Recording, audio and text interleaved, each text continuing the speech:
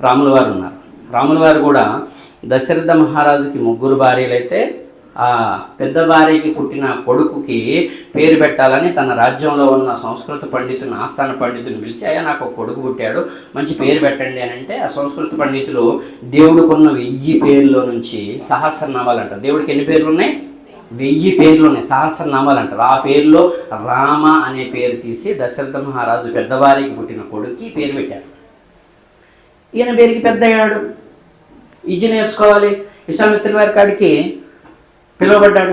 విశ్వామిత్రుల గారు ఆస్థానం గురువు కాడికి తీసుకుపోతే కుటీరంలో ఈయన పడుకున్నప్పుడు, అంటే చెప్పుకుంటూ పోతే చాలా ఉంటుంది, వివరించాలంటే కష్టం, సంక్షిప్తం చేస్తున్నాను. ఇప్పుడు విశ్వామిత్రుల వారు ఆయన లేపాడు. కౌసల్య సుప్రజ రామ పూర్వ సంధ్య ప్రవర్తతే ఉత్తిష్ట నరశార్దూల కర్తవ్యం దైవమాహ్నికం ఉత్తిష్ట ఉత్తిష్ట గరుడబ్ధజ ఉత్తిష్ట కమలాకాంత. ఉందా లేదా? సుప్రభాతం అర్థం చెప్పండి ఎవరన్నా. విశ్వామిత్రుల వారు రాముల వారిని, మీరు కాదు, మీకు ఛాన్స్ లేదు, మీకు తెలుసు కాబట్టి అర్థమవుతుందా? విశ్వామిత్రుల వారు రాముల వారిని నిద్రపోతుంటే కౌసల్య సుప్రజ రామ, కౌసల్యకు పుట్టిన సుపుత్ర రామ, పూర్వ సంధ్య ప్రవర్తతే, పూర్వ అంటే ముందు, సంధ్య అంటే సూర్యుడు, ప్రవర్తతే అంటే తెల్లవారు అవుతుంది, సూర్యుడు రావడానికి ముందు ప్రవర్తతే, ఉత్తిష్ట నరశార్దూల, ఉత్తిష్ట అంటే లేనాయన, నరశార్దూల అంటే నర అంటే నరుడు, శార్దూలం అంటే పులి, నరులలో పులి వంటి వాడ, కర్తవ్యం దైవమాహినికం, నువ్వు లేచి దేవుణ్ణి ఆరాధించాలి, లే అని గురువుగారు విశ్వామిత్రుల గారు చెప్తున్నారు. లేచి ఏం చేస్తాడు? పక్కన నది ఉంది, నదిలో స్నానం చేసి తెల్లవారుజామున వచ్చి కూర్చొని ఆ రాముడికి ఈ రాముడు భక్తి చేశాడు. ఆయనకున్న దేవుడికున్న 1000 పేర్లో రామ అంటే అందమైన వాడు. ఇప్పుడు ఇక్కడికి వెళ్ళి తిరుపతి వాళ్ళు వచ్చి కొడుకు పుట్టగానే వెంకన్నని వెంకటేశ్వరని పేరు ఎట్టు పెట్టుకుంటున్నారో, ఆ రాజుల కాలంలో వాళ్ళకి జ్ఞానం ఉంది, గ్రంథాల జ్ఞానం ఉంది కాబట్టి దేవుడికున్న పేర్లలో ఒక పేరు తీసి దశరథ మహారాజు తన కుమారుడికి పెట్టుకున్నాడు.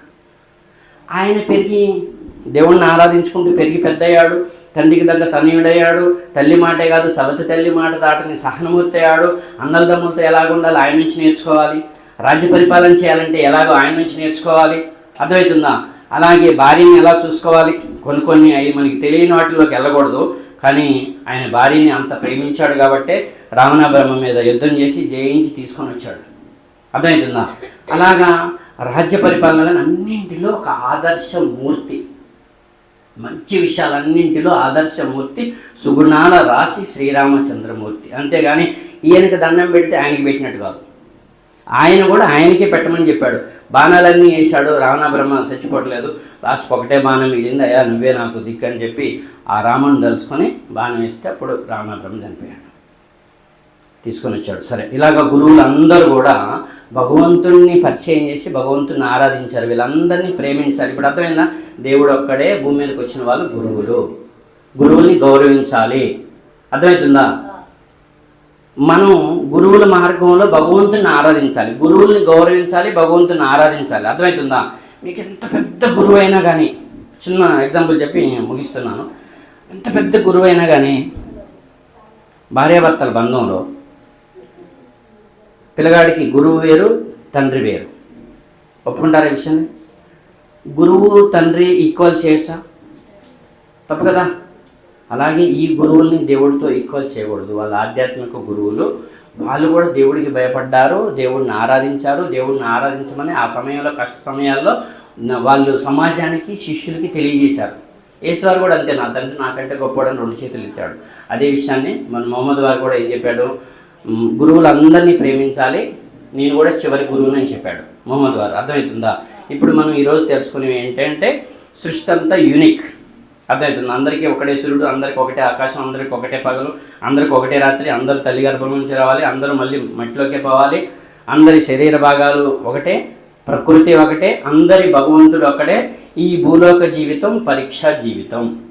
ఇక్కడ ఎవరైతే దేవుణ్ణి దేవుడిగా నమ్మి ఆ దేవుణ్ణి మనస వాచ కర్మన, మనస అంటే మనస్ఫూర్తిగా, వాచ అంటే వాక్యం ద్వారా, గ్రంథం ద్వారా, కర్మన అంటే ఆచరణతోని గ్రంథాల వెలుగులో యుగ పురుషుల మార్గదర్శకత్వంలో భగవంతుని ఆరాధిస్తారో వాళ్ళ జీవితం పాస్.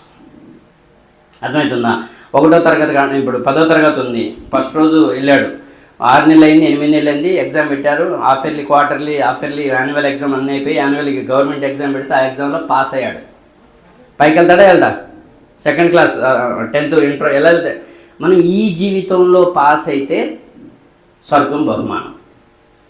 ఈ జీవితంలో ఫెయిల్ అయితే ఇహలోకంలో శాపము, పరలోకంలో పాతాళం అంటే నరకం. అయ్యో చూసి వచ్చారు. ఒక మాట చెప్పుకొని ముగిద్దాం. అయ్యో చూసి వచ్చారంటే ఇంత పెద్ద లోకమే సాక్ష్యం. అర్థమైందా? ఇంత పెద్ద లోకమే సాక్ష్యం. ఒక వ్యక్తి ఉన్నాడు, మీకు తెలిసిన ఒక వ్యక్తి ఉన్నాడు, మీకు తెలిసిన ఉంటారు కొంతమంది. ఖమ్మంలో మంచి ఇల్లు కట్టాడు. ఏం కట్టాడు? ఖమ్మంలో మంచి ఇల్లు కట్టాడు. చూస్తుంటే డూప్లెక్స్, మంచి పేరుంది. ఖమ్మంలోనే కాదు, ఆయనకి హైదరాబాద్తో కూడా సంబంధాలు ఉన్నాయి. అంటే పొంగులేటి శ్రీనివాస్ రెడ్డి కానీ అట్లా ఇంకా చాలామంది ఉన్నారు. ఆయన ఒక్కడనే కాదు, ఎగ్జాంపుల్గా చెప్తున్నాను. ఖమ్మంలో ఎంత ఇల్లు కట్టిన తర్వాత హైదరాబాద్లో కూడా దీనికంటే ఇంకా మంచి ఇల్లు కట్టాడంట అని మీరు విన్నారు, చూడలే. కానీ నమ్ముతారా నమ్మరా? ఒక డబ్బులున్న వ్యక్తి ఒక చోట కాదు ఇంకొక చోట కూడా ఇంకో దీన్ని మించిన ఇల్లు కట్టాడు అని అంటే నమ్మే మనం భగవంతుడు గొప్పోడా, మనిషి గొప్పోడా? దీనికంటే ఇంకొక పెద్ద లోకాన్ని తయారు చేసి ఉంచానని చెప్పి గురువులందరి ద్వారా చెప్పించాడు, గ్రంథాల్లో చెప్పించాడు. ఇది మాయా జీవితం, ఇది శాశ్వత జీవితం కాదు, నీటి మీద బుడగలాంటి జీవితం. ఎప్పుడు మనం దేవుడు పిలుచుకుంటాడో తెలియదు. ఇక్కడి నుంచి వెళ్ళేలోపు ఈ జీవితంలో పాస్ కావాలి. పాస్ అయితే శాశ్వతమైన స్వర్గం. మీకు వంట పని, గింట పని ఏది ఉండదు స్వర్గంలో. మిమ్మల్ని దైవదూతలు వరుసలుగా కూర్చోబెట్టి మీకు కావలసిన వంట, ఆహార పదార్థాలు, రుచికర పదార్థాలు, తేనె నదులు ఉన్నాయంట స్వర్గంలో, పాల నదులు ఉన్నాయంట. అర్థమవుతుందా? ఇక్కడ పాలు పుట్టించింది కూడా ఆయనే. అసలు నేను చెప్పుకుంటూ పోతే చెప్పాను కదా, గేదె ఒంట్లో ఉన్న రక్తమేమో ఎర్రగా ఉంది, గేదె తినే గడ్డి పచ్చగా ఉంది.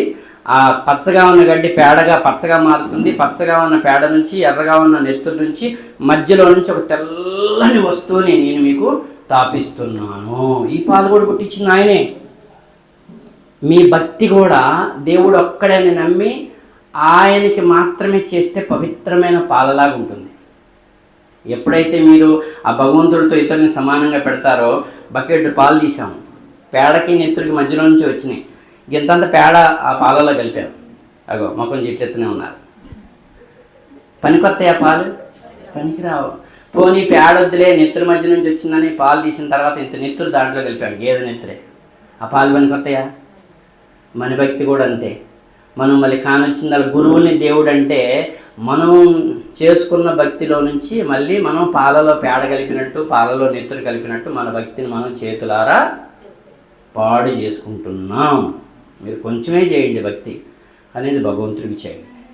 ఈ మానవ జీవితంలో పాస్ అవుతాం. ఎక్కడ కూడా మీ వెనక నేనున్నా అంటున్నాడు. మీరు ఏ కోరిక కోరండి, ఇప్పుడే కోరండి. మనం ఆ రోజు కూడా చెప్పాను నేను, మీకు బాధలున్నా, కోరికలున్నా, ఇంకేదన్నా అనారోగ్యం ఉన్నా, భగవంతుడా ఇది నాకు తగ్గించు, ఇది తగ్గిస్తే నువ్వు ఉన్నావని ఖచ్చితంగా నేను నమ్ముతాను. నలుగురు కూడా చెప్తాను, ఆయన తప్ప, సృష్టికర్త తప్ప ఇంకొకడు ఇక్కడ ఎవ్వరికీ దేవుడి శక్తి లేదు అని నేనే సాక్ష్యం చెప్తానని మీరు అనుకోండి. మీ వెనక దేవుడు ఉన్నాడు.